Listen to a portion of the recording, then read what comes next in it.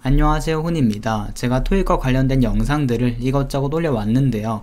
많은 분들이 유튜브에는 토익 5, 6, 700점을 위한 영상들은 많은데 토익 고득점을 위한 영상은 많이 없는 것 같아요 라고 하시더라고요. 그래서 이번 영상을 찍게 되었고요.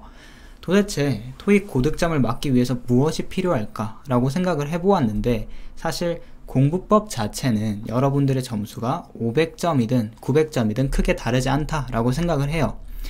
그 차이를 만드는 것은 사소한 습관이라고 생각을 하는데요. 오늘은 그 사소한 습관, 고득점을 맞기 위해서 필요한 습관에 대해서 이야기를 해보도록 하겠습니다. 첫 번째로는 단어와 관련된 습관이에요. 여러분들은 단어가 정말 중요하다는 걸 알고 계실 거예요. 한 단어를 보았을 때 뜻이 머릿속에 바로 떠올라야 된다라는 것도 알고 계실 거예요.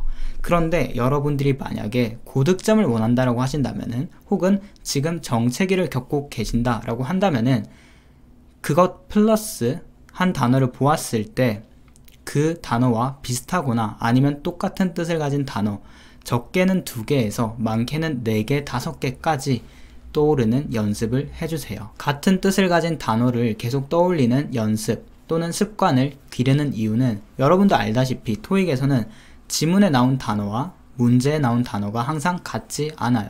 비록 똑같은 뜻을 가지고 있다 해도 다르게 나오는 경우가 정말 많은데요. 이것 때문에 토익은 사실 얼마나 다양한 단어를 아냐도 중요하지만, 한 단어가 있을 때 이 단어와 비슷하거나 똑같은 뜻을 가진 단어를 얼마나 아냐가 사실 더 중요하다라고 생각을 하거든요.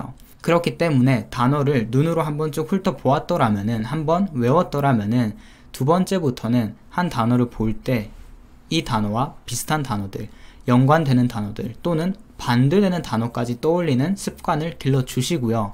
또 기출문제를 풀 때 거의 매 페이지마다 패러프레이징 된 표현이 나오죠. 그래서 지문에서는 give가 나왔지만 문제에서는 provide가 나올 수 있고요. 그리고 provide라는 단어를 보았을 때 offer이라는 단어가 떠올릴 수도 있고요. 그리고 furnish with 이란 단어, supply라든지 grant라든지 정말 많은 단어들이 떠올라야 된다라는 거예요. 이렇게만 된다면은 파트 3, 4를 들을 때 처음부터 끝까지 다 듣지 못하더라도 충분히 많은 문제를 맞출 수가 있고요. 시간 관리가 생명인 파트 7에서도 정말 큰 도움이 될 거예요. 그리고 또 단어와 관련된 팁을 하나 드리자면은, 평소에 단어를 볼 때 접사, 이 단어가 어떻게 만들어졌는지, 앞에 뭐가 붙었고 뒤에 뭐가 붙었는지, 이런 것들을 끊임없이 생각하는 습관을 길러주세요. 그래서 접사에 대해서 좀 더 알고 싶더라면은 이 영상에서 보실 수가 있고요. 자료도 올려놓았으니까 아마 보신다면은 큰 도움이 될 거예요. 그래서 solvent라는 단어를 외웠다고 칠게요. 그런데 시험에서 insolvency라는 단어가 파트 5에 나올 수가 있어요. 우리는 insolvency라는 단어를 외우지 않았지만 solvent라는 단어만 외웠어도 품사가 무엇인지도 알 수 있고요. 그리고 무슨 뜻을 가지고 있는지도 알 수 있어요. 이게 바로 접사가 가진 엄청난 힘이죠. 그래서 단어를 외우실 때 이 단어는 도대체 앞뒤로 뭐가 붙어서 품사가 이렇고 또 뜻이 이걸까 끊임없이 생각을 하신다면은 단어를 하나를 외워도 4개, 5개를 외운 효과를 보실 수 있을 거예요. 두 번째로는 공부를 할 때 왜 오답인지 이거를 본인한테 끊임없이 설명을 하는 습관을 길러주세요. 당연히 왜 정답인지를 아는 것은 굉장히 중요하죠. 그리고 이것만 하더라도 사실 어느 정도 점수를 올릴 수 있어요. 그런데 정말 고득점을 원한다라고 한다면은 왜 다른 보기가 오답인지 확실하게 본인한테 설명을 하시고 납득이 될 때까지 공부하시고 설명을 하는 것을 추천드려요.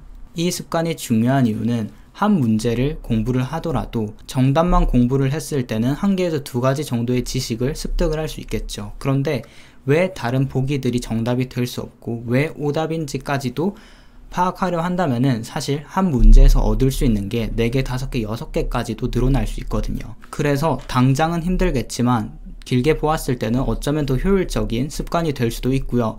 그리고 제가 만점을 받았을 때 사실 모든 문제를 다 알아서 자신있게 골라서 만점을 받은 게 아니에요.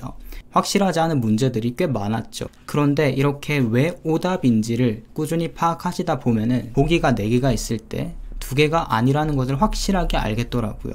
그래서 찍을 때도 남들보다 유리하게 50%의 확률로 찍을 수가 있는 거고요. 운이 좋다라면 사실 3개까지도 소거를 할 수가 있거든요. 그러면 남은 답을 골라서 점수를 올릴 수 있는 거죠. 그래서 정답뿐만 아니라 오답을 공부를 하시다 보면은 배우는 것도 정말 많아지고요. 그리고 실제 시험장에 가서도 훨씬 더 높은 확률을 가지고 문제를 찍을 수 있다 라고 정리를 할게요. 세 번째로는 하루에 30분, 1시간만 투자를 하셔서 토익이 아닌 토익보다 조금 더 높은 수준의 무언가를 공부를 해주세요. 신문을 읽던지 아니면 토플이라든지 다른 지문을 풀던지 토익보다 조금 어려운 것들 있죠.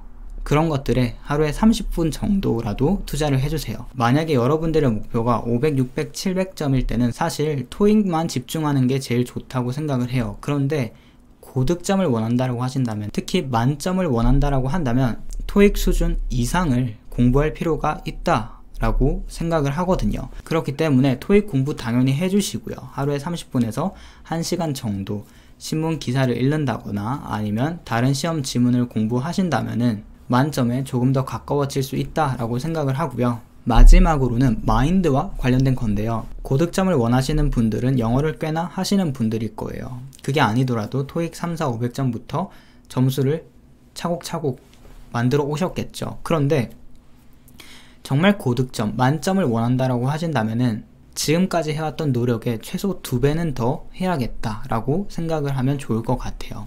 6개월 동안 열심히 해서 950점을 만들었어요. 근데 만점을 목표로 한다라면은 한 2달에서 나오면 좋겠지만 사실 6개월 해왔던 거에 몇 배를 해야 만점이 될 수 있다고 생각을 하거든요. 그렇기 때문에 너무 조급하게 생각하지 마시고요. 정말 철저하게 단어를 50개를 외웠더라면 이제부터는 100개를 외워야 되는 거고요.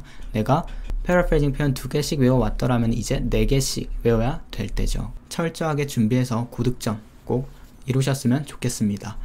오늘도 시청해주셔서 너무 감사하고요. 저는 다음 영상에서 뵙도록 할게요. 감사합니다.